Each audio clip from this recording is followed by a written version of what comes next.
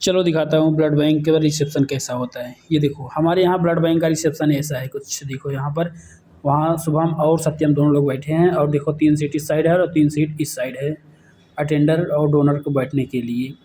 और कुछ इस तरह से हमारे यहाँ रिसेप्शन है। उसके बाद चलते हैं आपको डोनर रूम में। ये है BCM ब्लड कलेक्शन मॉनिटर और ये डोनर काउच के साथ जुड़ा रहता है। ये देखो ये डोनर काउच है।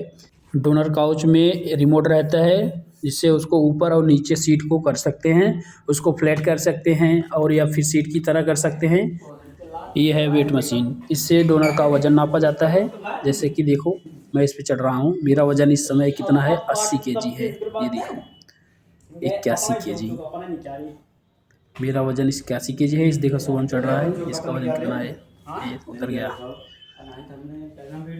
यहाँ ब्लड बैंक में इससे वज़न नापा जाता है। और ये देखो यहाँ सत्यम बता रहा है कि कैसे HB चेक करते हैं। देखो मेरा चेक कर रहा है, वैसे कुछ लिया नहीं है, लैंसेट वैंसेट कुछ भी नहीं लिया है, लेकिन वैसे बस दिखा रहा है ऐसे चेक करते हैं। उसके बाद देखो ये यहाँ सैंपल निकाल रहा है ग्रुप करने के लिए। सबसे पहले ये देखो 3 ड्रॉप रख लिया है सैंपल स्लाइड पर। उसके बाद ये देखो उसमें जो है एंटीजन मिलाएगा। देखो A B और D दोनों मिला, तीनों मिला चुका है।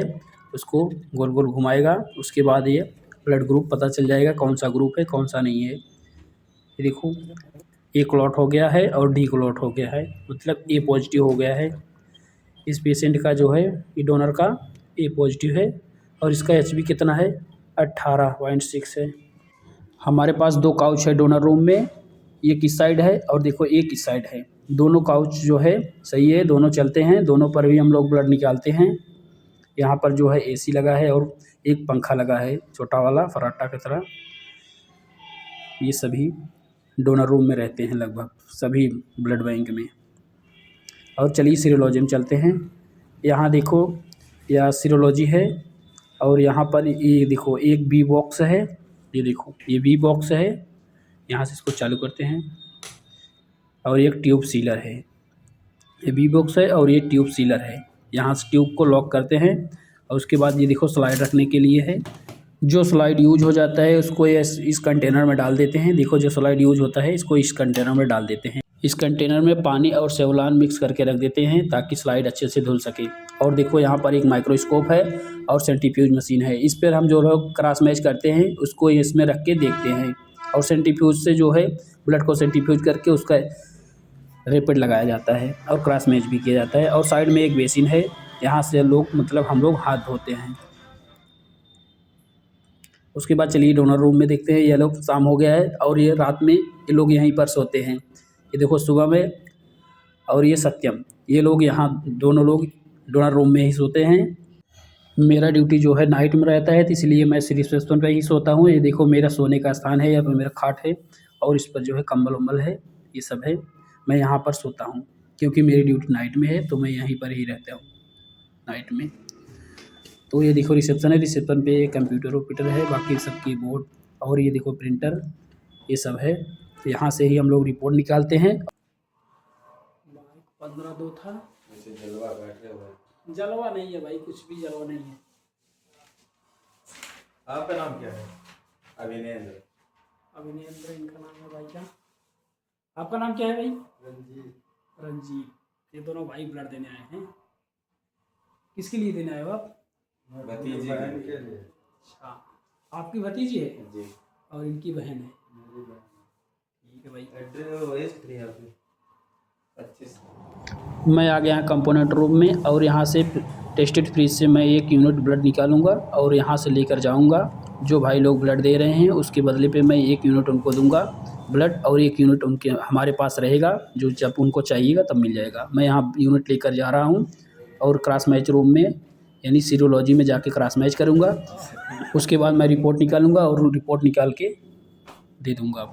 दोनों भाई लोग जो ब्लड दिए थे उसको जो है मैं अब जा रहा हूँ सेंट्रीफ्यूज करने यानी कंपोनेंट बनाने जा रहा हूँ। सबसे पहले मैं एक बॉकेट लूँगा, बॉकेट में जो है बैग ब्लड बैग को रखूँगा। उसके बाद उसको जो है जो अदर बैग है उसको रैप करके अच्छे से मोड़कर उसी में घुसा दूँगा ताकि वो जो है बैग हिले ना।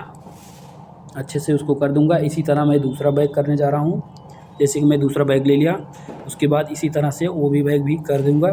पहले उसको फोल्ड करूंगा बैग को। बैग फोल्ड करने के बाद उसको अच्छे से जो ट्यूब है उसमें लपेट दूंगा। लपेटने के बाद उसी में घुसा दूंगा ताकि वो बैग हिले ना, और जो है प्लाज्मा और आरबीसी एक ना हो। उसके बाद चलते हैं बैलेंस करते हैं। यहाँ से बैलेंस मशीन ऑन करते हैं। उसके बाद उस पर जो है जो बैग है उसको रख के बैलेंस करेंगे। देखो मैं यहाँ पर बैलेंस मशीन पर रखूँगा। बैलेंस मशीन ऑन हो चुका है। उस पर देखो पहले रख दिया, दूसरा यूनिट रख दिया हूँ। ये देखो अभी बैलेंस बराबर नहीं हुआ है। अब इसको जो है बैलेंस इसमें कुछ जो है अदर टिप्स डालकर इसको जो है बैलेंस बराबर करेंगे। ये देखो बैलेंस बराबर हो गया है।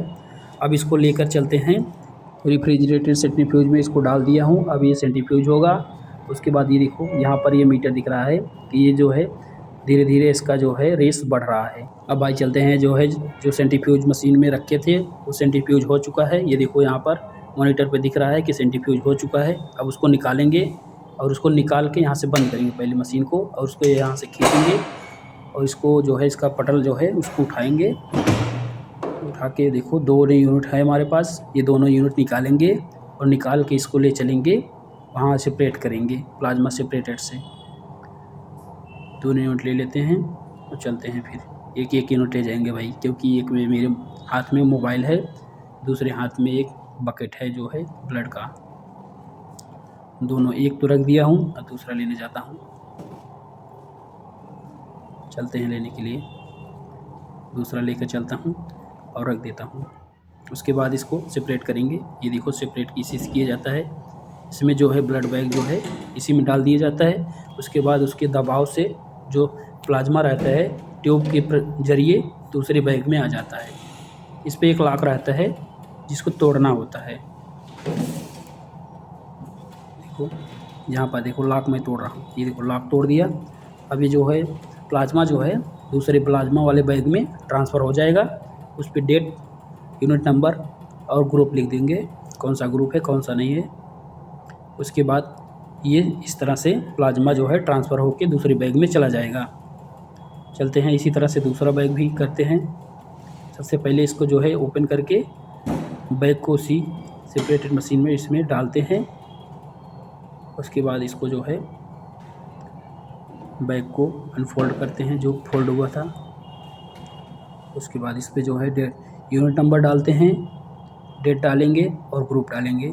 उसके बाद इसका जो है लॉक तोड़ा जाएगा।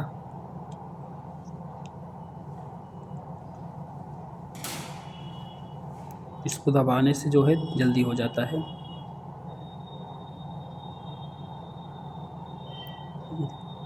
इसका लॉक नहीं तोड़ा था, ये देखो लॉक तोड़ दिया मैं। अब लॉक तोड़ने के बाद वो जो है प्लाज्मा जो है बैग में ट्रांसफ़र होने लगता है। और यहाँ से देखो ये वाला ट्रांसफ़र हो चुका है। अब यहाँ से इसको निकाल लेते हैं। ये देखो प्लाज्मा यह है और साथ में देखो सागम भी है। सागम अलग से रहता है क्योंकि ये डबल बैग है, तो ये सागम अलग से रहता है इसमें। अब इसको चलते हैं जो है इसका एयर निकालेंगे। पहले एयर इसमें रहता है तो इसको ट्रांसफ़र कर देते हैं, क्योंकि एयर रहने से दिक्कत होता है। तो इसको ट्रांसफ़र करने के बाद इसको जो है ट्यूब सीलर से सील कर देते हैं ताकि पीआरबीसी और प्लाज्मा अलग अलग हो जाए। अब इसको पीआरबीसी में जो है सागम मिलाएंगे। यहाँ से देखो सागम रहता है इस पैकेट में, इसको तोड़ देते हैं। इसमें भी लॉक रहता है, लॉक तोड़ेंगे तो इसमें से जो है सागम जो है बैग में जाना शुरू हो जाता है। ये देखो दिख रहा है यहाँ पर, ये जा रहा है।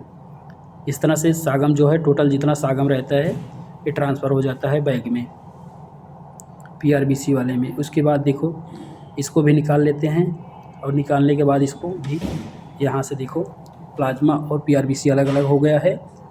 और इसका भी जो है एयर निकाल लेंगे। एयर निकालने के बाद इसको भी इसी तरह से जिससे पहले वाला बैग सील किए थे इसको भी सील कर देते हैं। सील करने के बाद इसको भी जो है सागम जो है इसमें ट्रांसफ़र कर देंगे। अभी सील नहीं हुआ, सील हो गया।